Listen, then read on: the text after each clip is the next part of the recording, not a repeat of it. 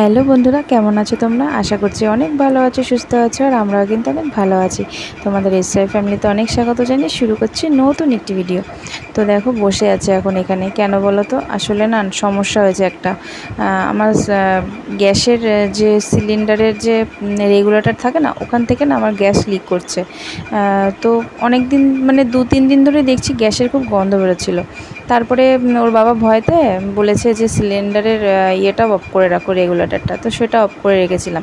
Of করে রাখার পরে দেখছি কি জানো তো, তবুও আমার গ্যাস জ্বলছে। তো এবার ভয়ের একটা বিষয়, শুধু বাকি ছিল ছেলের খাবার আর হচ্ছে আমাদের ভাত রান্না করা বাকি ছিল। তো দেখো আমরা আজকে আমাদের এখানে ভোট ছিল, তো তাই সকালে ভোট দিয়ে এসেছি। তখন 11:30 মতো বাজে, ভোট দিয়ে এসেছি। তো এবার ভয় লাগছে ছেলের খাবার করতে। তো বসে আছি, এবার ছেলের খিদেও পেয়ে যাবে। তো যাই হোক, কিছু করার নেই। যেটা এটা রিক্সের একটা জিনিস, এটা তো রিক্স নিয়ে লাভ নেই, তাই না? তোর বাবা বললো রিক্স নিয়ে লাভ নেই, তুমি একটা লোক ডাকো, ডেকে গ্যাসটা ঠিক করে নাও। তো ওদিকে লোকটা এসে দেখে বলল যে আমাদের যে রেগুলেটর ওখান থেকে গ্যাস লিক করছে। তো একটা ভয়ের বিষয়, তাই না? তো এনাকে ডাকা হলো, এনে ঠিক করছে। আর গ্যাসটাকে একটু সার্ভিসিংও করিয়ে নিচ্ছি, কারণ অনেক দিন হয়ে গেছে সার্ভিসিং করা হয় না। তো ওনাকে জিজ্ঞেস করছিলাম যে সার্ভিসিং কতদিন অন্তর করলে ভালো হয়। তো উনি বলছিল বছরে 2বার করতে হয়। তো আমি সার্ভিসিং করিয়েছি প্রায় 3 বছর হয়ে গেছে।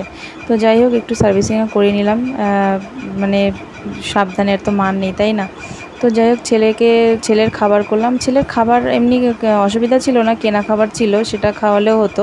তো যাই হোক, ওর অসুবিধা হয়নি। তার আগেই গ্যাস ঠিক করে উনি দিয়ে চলে গেছে। ওর খাবারের টাইম ছিল প্রায় 4টে মতো ছিল। তো ওকে আগে রান্না করে আগে ওকে খাইয়ে দিলাম। তারপরে আমি তো ভাত বসিয়েছি। তারপরে আমি আর মেয়ে মিলে খাবো। তো খিদে পেয়েছে মেয়েটার। আমার অসুবিধা নেই, কিন্তু ছেলে মেয়েদেরই তো অসুবিধাটা বেশি, তাই না? তো ওর খিদে পেয়েছিল। তো বলছিল মা নিমকি খাবো। বলছি যে না, ভাত হয়ে গেছে, দাঁড়া খাবি। তো ও কী বলো তো, খিদে পেলে বলবে না যে মা খিদে পেয়েছে ভাত দাও। ও হাবিজাবি জিনিস বলবে কি যে আমি মা এটা খাবো। তখনই আমি বুঝতে পারি যে ওর খিদে পেয়েছে।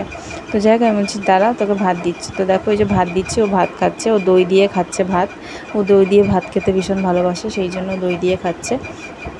আর আমাদের মাছের ঝোল আছে, সেই দিয়ে আর কি ভাত খাবো। আর ওদিকে কিন্তু ছেলে ঘুমোচ্ছে। আর এখন কিন্তু বেলা কটা বাজে তোমাদেরকে তো দেখিয়েছি, প্রায় 4টের বেশি বাজে। ছেলেকে 4টের সময় খাইয়ে ওকে ঘুম পড়িয়ে দিয়ে তারপরে আমরা আসলাম খেতে।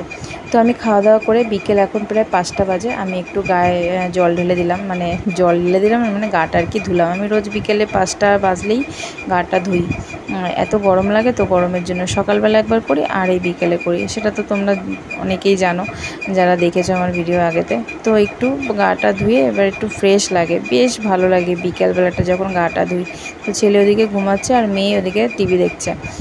আর আমি একটু ছেলের পাশে একটু শুয়ে নিলাম, একটু বিশ্রাম করে নিই, কারণ অবেলায় খেলে আর কি যা হয়, সেই জন্য। তো একটু শুয়ে নিই, মেয়েকেও বলছিলাম একটু শুয়ে নে, কারণ খেয়ে উঠতে প্রায় 4:30টার বেশি বেজে গেছে আর কি। তো যাই হোক, এটা হচ্ছে কি সন্ধ্যেবেলা দেখো ওর বাবা চপ নিয়ে এসছে। এটা হচ্ছে কি লঙ্কার চপ, পেঁয়াজি আর হচ্ছে ডিমের চপ। আমার মেয়ে তো ডিমের চপ খেতে বেশি ভালোবাসে, তো ডিমের চপও খাচ্ছে আর পেঁয়াজিও খাচ্ছে। তো যাই হোক, আমাদের সন্ধ্যেবেলা এটাই ছিল আজকে টিফিন। তারপরে মা হঠাৎ করে ফোন করলো, বললো যে সোনাকে একটু পাঠিয়ে দে, ঘরে রুটি আর মাংস করেছি, তো নিয়ে যাক। তো মা করেছে এটা হচ্ছে গিয়ে চালের রুটি, আটার রুটি না, কিন্তু চালের রুটি করেছে, আর হচ্ছে কি মাংস করেছে। তো মেয়েকে যেতে বলছিল, তো ওর বাবা চলেই এসেছিলো। তারপরে ওর মেয়ে আর একা যায়নি, ওর বাবা আগে দিয়ে আসলো, দিয়ে তারপরে নিয়েই আবার এসছে। তো এটা হচ্ছে কি আজকে আমাদের রাতের আর কি খাবার হয়ে গেল। 3 জনের জন্য খাবার বেড়ে নিয়েছি। এটা হচ্ছে কি মেয়ের জন্য নিয়ে যাচ্ছি, মেয়ে পড়ছে।